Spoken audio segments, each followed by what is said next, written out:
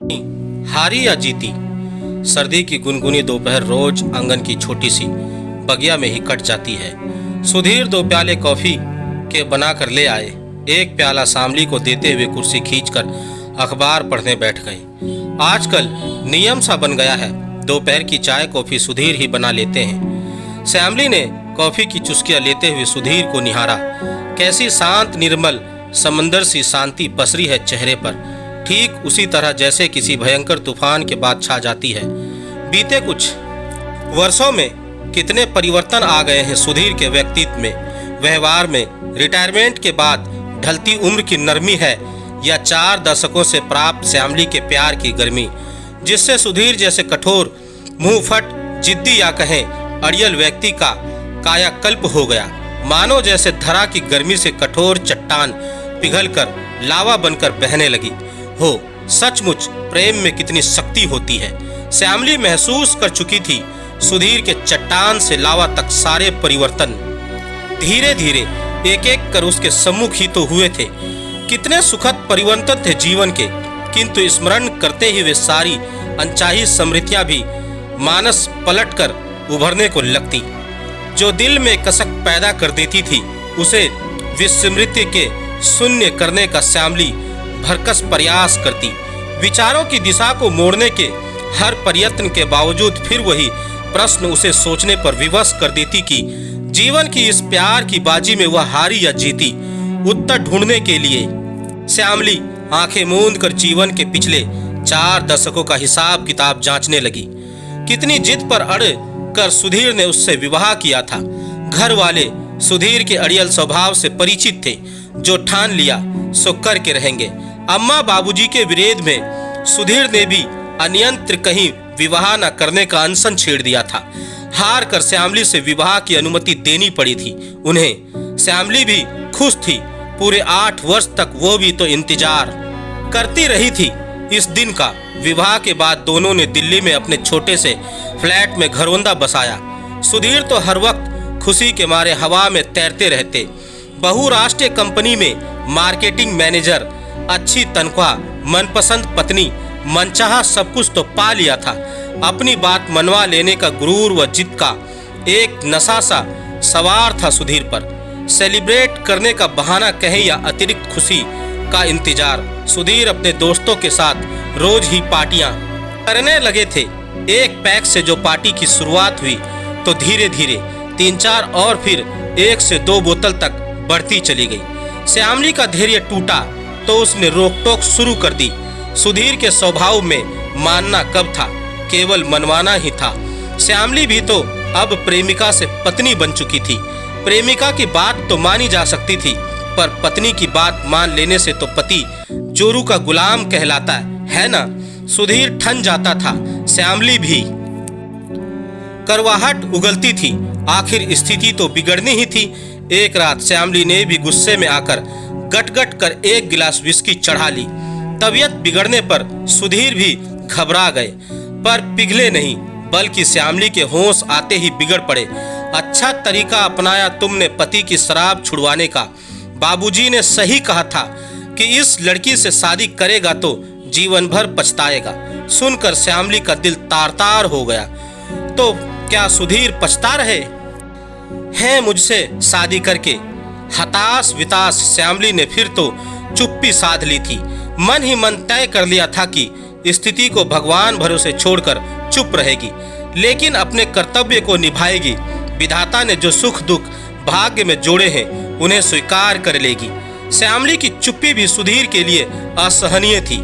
श्यामली का चुप रहकर सहनशीलता का परिचय देना व निष्ठा से अपने कर्तव्य की पूर्ति करना एक तरह से सुधीर को उसके समक्ष बौना साबित कर देता था। श्यामली उन्हें पत्नी कम प्रतिद्वंदी ज्यादा नजर आने लगी थी। उसे मानसिक आघात पहुंचाकर शायद अपने मन के झूठे अहम को तृप्त करना चाहते थे सुधीर, या शायद श्यामली की सहनशीलता को चुनौती देना चाहते थे ताकि वह विरोध करे और सुधीर उस पर शब्दों के प्रहार से अपने भड़ास निकाल सके। पता नहीं हठ था, जुनून था या किसी मनोरोग का नतीजा। श्यामली को निरंतर मानसिक कष्ट पहुंचाने का एक क्रम सा शुरू कर दिया था सुधीर ने। वह रात याद कर आज भी श्यामली का रक्तचाप तेज हो जाता है। सुधीर हफ्ते भर के टूर से लौटकर आए थे। हर रोज की तरह उन्होंने 3-4 पैक चढ़ाए व खाना खाकर बिस्तर पर पसरते ही यंत्रवंत श्यामली को अपनी ओर खींचा और कहने लगे, इस बार हमारा बॉस रेड लाइट एरिया की सैर कर आया। रसिक किस्म का इंसान है, बता रहा था। इस बार नेपाली लड़की मिली थी, बड़ी चिकनी होती है नेपाली लड़कियां। प्रेम करने का यह कैसा तरीका है, ना प्रेमालाप ना वाणी का माधुर्य, उस पर इतनी घृणा व स्तब्ध बातें कितनी बेतकल्लुफ सी कर लेते हैं सुधीर। श्यामली का मन कसेला हो गया, फिर भी प्रतिक्रिया स्वरूप वह चुप ही रही। पर उसी रात जब अंतरंश क्षणों के दौरान सुधीर बोल उठे, कुछ भी कहो यार, बीवी आखिर बीवी होती है। जो मजा बीवी के साथ है वह किसी और के साथ नहीं। क्यों? मानो जवाब में श्यामली की स्वीकृति चाहते हो। क्षण भर के लिए श्यामली के दिल की धड़कन कहीं खो सी गई। तो क्या सुधीर भी नेपाली लड़की के साथ? छी छी, यह वह क्या सोच रही है? तो फिर क्यों कहा सुधीर ने ऐसा? यह तुलना किस आधार पर की गई? क्या केवल मेरे मन को कष्ट पहुंचाने के लिए? जीवन भर ये प्रश्न श्यामली के विचारों को मत्ते ही रहे। सच झूठ की कसमसस के साथ बात उस रात के साथ ही दब गई। फिर ना श्यामली इस मुद्दे को उठा पाई, ना ही सुधीर ने कभी चर्चा की। पर फांस तो श्यामली के दिल में कहीं फंस कर रह गई थी। आए दिन सुधीर कोई ना कोई मन को विचलित कर देने वाली बात श्यामली के समक्ष कर देते। उसे मानसिक पीड़ा पहुंचाकर एक अजीब सा संतोष का भाव उभर आता था सुधीर के चेहरे पर। शायद मनोरोग का केस है, यह मानकर श्यामली हर बात सुन लेती, सह लेती, वह भूलने का प्रयास करती थी। सुधीर द्वारा दिए जाने वाली मानसिक यंत्रणाओं के बावजूद श्यामली सुधीर की इच्छा अनुसार स्वयं को निर्विवाद रूप से हर रात उसे सौंप देती, जबकि वह अच्छी तरह से महसूस कर रही थी कि सुधीर के लिए वह एक जरूरत की वस्तु भर रह गई है, एक ऐसा उपकरण जिसका वह अपनी इच्छा व आवश्यकता अनुसार आधिकारिक रूप से इस्तेमाल कर एक ओर सरका देते हैं। परंतु फिर भी श्यामली सुधीर के स्पर्श मात्र से अपने सारे कष्ट बिसरा देती थी। वह उनके यांत्रिक प्रेम में भी संवेदनाओं व भावनाओं के अंश ढूंढने का प्रयत्न करती थी। उसे आशा थी कि यह निर्जीव रिश्ता एक न एक दिन अवश्य संपतित होगा। कई बार जब सुधीर के मित्र घर पर आते तो मजाक में श्यामली से कहते, भाभी जी सुधीर की लगाम जरा कस के रखिए, आपने कुछ ज्यादा ही ढील दे रखी है। और साथ ही सुधीर को देख व्यंगता मुक्त मुस्कुराहटों का आदान प्रदान उनके बीच हो जाता था। ऐसे मौके पर सहज हो जाती थी श्यामली, अपरोक्ष रूप से सबके बीच स्वयं को अपमानित महसूस करती, परंतु मामले को तूल दोने की बजाय केवल मुस्कुरा कर रह जाती। बाद में एकांत में घंटों उन बातों का और छोड़ ढूंढने का प्रयास करती कि बाहर ऐसा क्या करते होंगे सुधीर, जो उनके दोस्तों ने ऐसा व्यंग किया। सुधीर से इसका स्पष्टीकरण उसने कभी नहीं मांगा। पता नहीं चुप रहने की कसम रोक देती थी या यह आशंका कि यदि सुधीर ने सचमुच खड़े खड़े शब्दों में अनचाहा व्यक्त स्पष्ट कर दिया तो अभी तो दिल को यह कहकर समझा लेती है कि यह सब मन का भ्रम है। परंतु यदि कुछ अमान्य सा स्पष्ट हो गया तब क्या करेगी? वह विरोध करेगी, बवाल मचाएगी या भूख हड़ताल करेगी? इनमें से किसी भी बात का सुधीर पर असर नहीं होगा, यह वह अच्छी तरह से जानती थी। आखिर चुप रहना ही श्यामली ने ठीक समझा। जीवन एक ढर्रे पर चल पड़ा है तो सुख की तरह दुख भोगने की भी आदत सी पड़ जाती है। बिना प्रतिकार के एक लंबा अरसा यूं ही गुजार दिया था श्यामली ने। इस बीच सुमित अमित के जन्म परवरिश में ही छोटी छोटी खुशियां ढूंढकर जीना सीख लिया था, लेकिन सुधीर के स्वभाव में रत्ती भर भी परिवर्तन नहीं आया था। श्यामली जितना उनके क्रियाकल्पों का नजरअंदाज करने की कोशिश करती, उतना ही वे एक न एक आपत्तिजनक घटना से उसे विचलित कराने की कोशिश करते। उस शाम सुधीर घर में अपना कोई ऑफिस का काम कर रहे थे। उन्होंने श्यामली से कहा, जरा मेरा पर्स उठाना, उसमें देखो कोई शर्मा का कार्ड होगा, वह देना जरा। श्यामली ने पर्स उठाकर बिना खोले ही सुधीर को पकड़ा दिया। सुधीर ने अकस्मात श्यामली की कलाई खींचकर उसे अपने पास सोफे पर बैठाया। वह स्वयं पर्स खोलकर कार्ड ढूंढने का उपक्रम करने लगा। साथ ही पर्स में से एक कंडोम का पैकेट निकालकर श्यामली की गोद में डाल दिया। अनपेक्षित स्थिति से श्यामली की सांसों की गति तेज हो गई। हृदय गहरे में कहीं डूबता सा महसूस हुआ। इसकी जरूरत तो वर्षों पूर्व पीछे छूट गई थी। अपनी मनोदशा को छिपाकर आवाज के कंपन पर काबू पाने की चेष्टा करते हुए सहजता से प्रदर्शित कर बोली, यह क्या है? अरे बॉस दिखा रहा था, मेरे पास रह गया, जाओ फेंक दो। बेफिक्र सी सुधीर बोले। बॉस ने ये क्यों दिखाया होगा सुधीर को, और बॉस इन बातों पर सुधीर से क्यों चर्चा करते होंगे? एक साथ कई अनुत्तरित प्रश्न श्यामली को घेरने लगे। सारे प्रश्नों के उत्तर श्यामली स्वयं ही बना लेती थी। हो सकता है केवल मुझे आहत करने के लिए ही सुधीर ने यह नाटक किया हो। यदि उनके मन में खोट होता तो वे अवश्य हड़बड़ाते मुझे इतनी सहजता से नहीं बताते। फिर वही तसल्ली, वही स्वयं का स्वयं को दिलासा और उन्हीं विचारों के साथ बात आई गई हो गई। शेष रह गई टीस, जो अक्सर टीवी या किताबों में कॉन्डम का विज्ञापन देखते ही उभर आती। वैवाहिक जीवन के 25 वर्ष यूं ही सरक गए थे। अमित ने कंप्यूटर इंजीनियरिंग कर अमेरिका में नौकरी पा ली थी। सुमित कानपुर में हॉस्टल में रहकर अपनी इंजीनियरिंग पूरी कर रहा था। घर में केवल सुधीर व श्यामली रह गए थे। बच्चे साथ थे तो खुश होने का कई मौके ढूंढ लेती थी श्यामली, पर अब तो जैसे सुख दुख का लेखा जोखा रखना भी उसने छोड़ दिया था। जो हो रहा है सब ठीक ही है, मानकर जीना ही है। परंतु घूरे के दिन भी फिरते हैं वाली कहावत भी तो चरितार्थ होने लगी थी। इसी तरह वह घटना श्यामली के जीवन का टर्निंग पॉइंट साबित हुई थी। सुधीर उस रोज देर रात ऑफिस से लौटे थे। पीकर तो वह आए ही थे, घर पर भी उन्होंने जरूरत से ज्यादा पी ली। व्यवहार में बेचैनी व चेहरे पर तनाव था। श्यामली शांत चित्त से यथावत खाना गर्म कर टेबल पर लगा रही थी।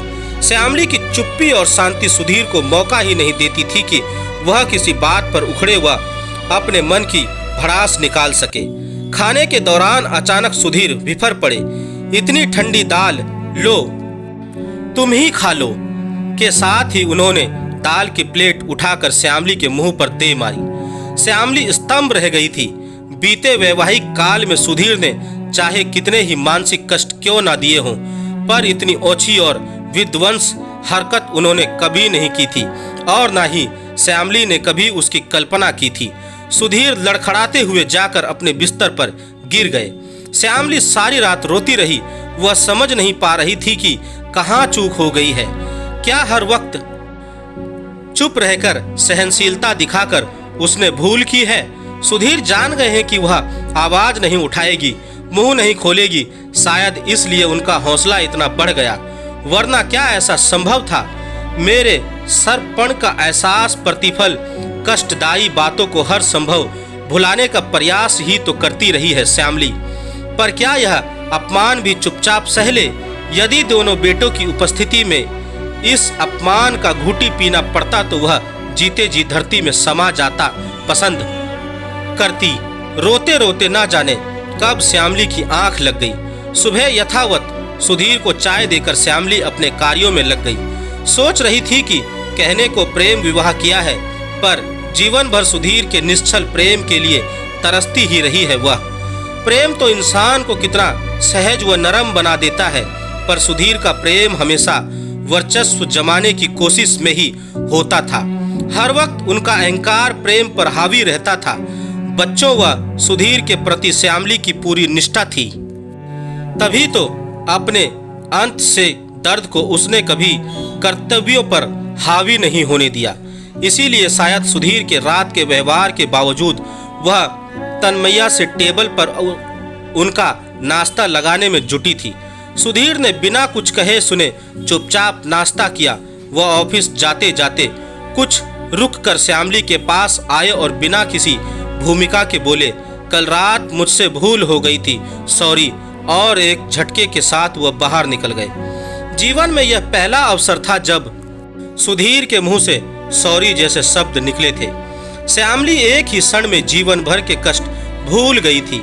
वही क्षण शायद सही अर्थों में श्यामली के नवजीवन की शुरुआत का बिंदु था। पूरा दिन खुशी और उमंग के मारे श्यामली पगलाती रही। सुधीर के लौटने के प्रतीक्षा में पल पल भारी पड़ रहे थे। उनके ऑफिस से लौटने का इतनी व्यग्रता से इंतजार पहले कभी नहीं किया था उसने। रात गए जब आंखें मूंद कर सुधीर बेचैनी से सोने का प्रयास कर रहे थे तो श्यामली ने हौले से सुधीर के माथे पर हथेली रखते हुए पूछा, क्या बात है, नींद नहीं आ रही है? बिना किसी प्रति उत्तर के सुधीर ने श्यामली की हथेली अपने हाथों में ले ली और बोले, मुझे माफ कर देना श्यामली। किस लिए? बहुत सारी बातों के लिए, उन सभी गलतियों के लिए जो मैं जीवन भर जानबूझकर करता रहा। कौन सी गलतियां, यह जानने की हिम्मत श्यामली में नहीं थी। अधिक स्पष्टीकरण से लाभ भी क्या था, परंतु आज गलतियों को स्वीकार कर सुधीर का माफी मांगना अप्रोक्ष रूप से यह स्पष्ट कर गया कि जीवन भर जिन्हें वह भ्रम मानकर मन को तसल्ली देती रही, वे भ्रम नहीं सत्य थे। जीवन में भावनात्मक रूप से स्वयं को इतना कंगाल कभी महसूस नहीं किया था। श्यामली ने मन मस्तिष्क पर बड़ी कठिनाई से काबू पाकर चुप्पी साधे हुआ सुधीर को ध्यान से देखती रही। सुधीर का यह हारा हुआ रूप भी तो वह पहली बार देख रही थी। श्यामली की हथेली को अपने हाथों में कसकर दबाए आंखें मूंदे चुपचाप निश्चेत लेटे हुए थे सुधीर। अपनी गलतियों को स्वीकार कर शायद भार मुक्त हुए थे। सुधीर की बंद आंखों की पोरों पर जमा आंसू की बूंदों को देख श्यामली का हृदय भर आया। भूल जाओ सब कुछ, श्यामली ने हौले से कहा, और मैं भी भूल जाऊंगी, बस अब तो ठीक है। कितनी आसानी से हल कर दिया था विस्मताओं को श्यामली ने। जीवन की जिन उलझनों को सुलझाना मुश्किल हो, उन्हें भुलाना ही शायद एकमात्र हल है। उस रात श्यामली ने सुधीर के स्पर्श में जो अपनत्व का एहसास महसूस किया, वह बीते कई वर्षों में उसकी भोग्या बनी रहने में भी नहीं किया था।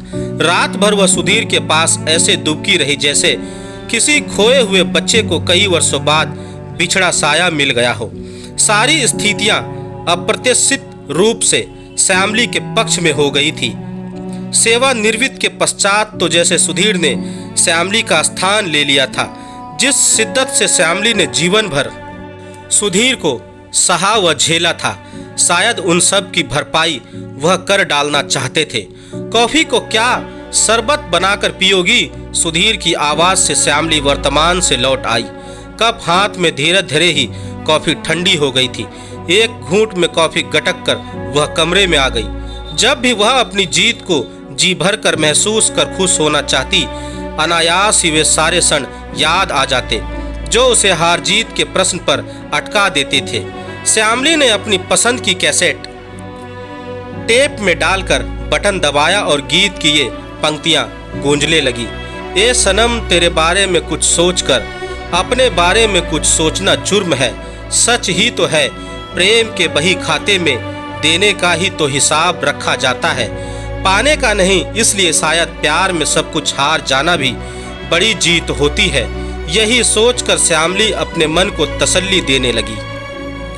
दोस्तों, आपको मेरी यह कहानी कैसी लगी, आप मुझे मेरे कमेंट्स बॉक्स में जाकर मुझे बता सकते हैं। और अगर आप मेरे चैनल पर नए हैं तो मेरे चैनल को सब्सक्राइब जरूर करें और बेल आइकन का बटन भी दबा दें। धन्यवाद दोस्तों।